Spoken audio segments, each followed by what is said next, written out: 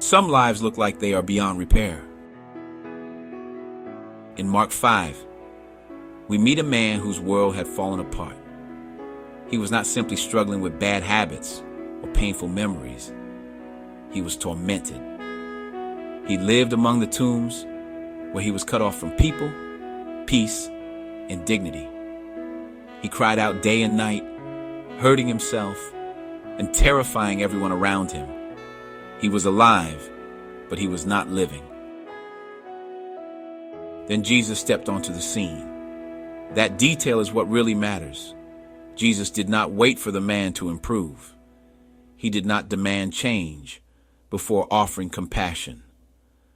Jesus moved toward the place everyone else avoided, and toward the person everyone else had given up on.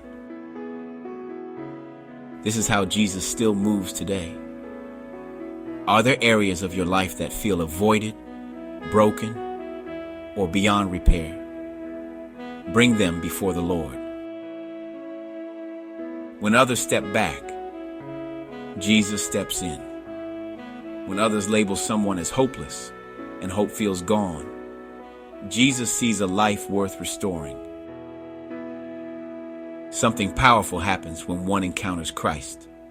The people saw what they thought they would never see.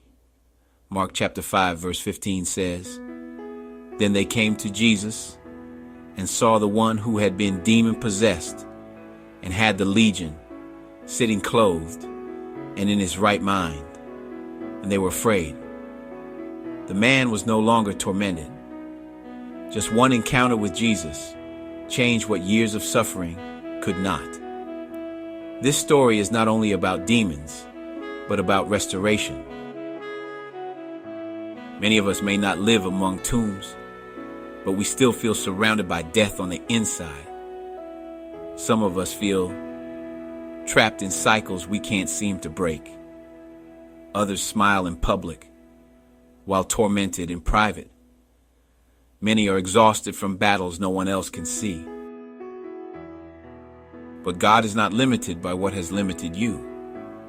Jesus is not intimidated by what has intimidated you. What feels impossible to you is not impossible to Him. Where do you need the Lord to step in today? Your thoughts, your heart, your circumstances. Rebuild your life with God's grace. When life feels finished, Mark chapter 5 also tells the story of a little girl whose life seemed over. Grief filled the room. Helplessness hung heavily in the air.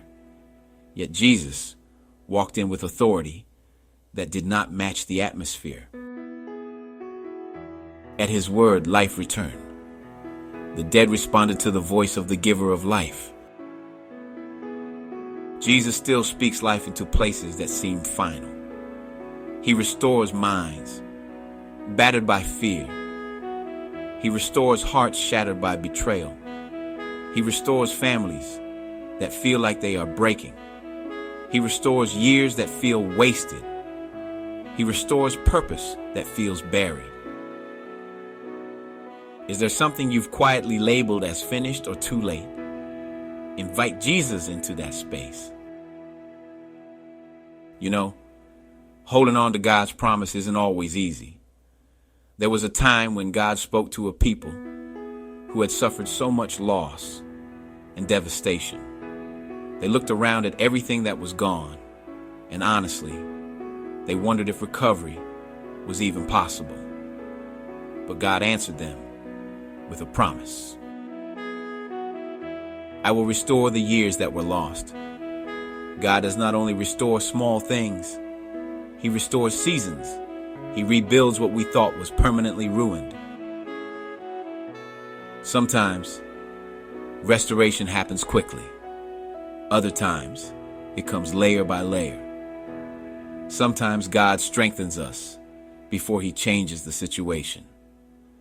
Even in the waiting, He is still working. After suffering for a while, God promises to establish, strengthen, and settle His people. He is the God of all grace. Grace for your mistakes, grace for your healing, and grace for your growth. Hold on to God's promises. Rebuild your life with God's grace. Hit that like button and share this with others. I'd appreciate it if you would subscribe to the channel. All subscriptions are kindly received. May the grace and peace of our Lord Jesus Christ be with you always. Thanks for tuning in.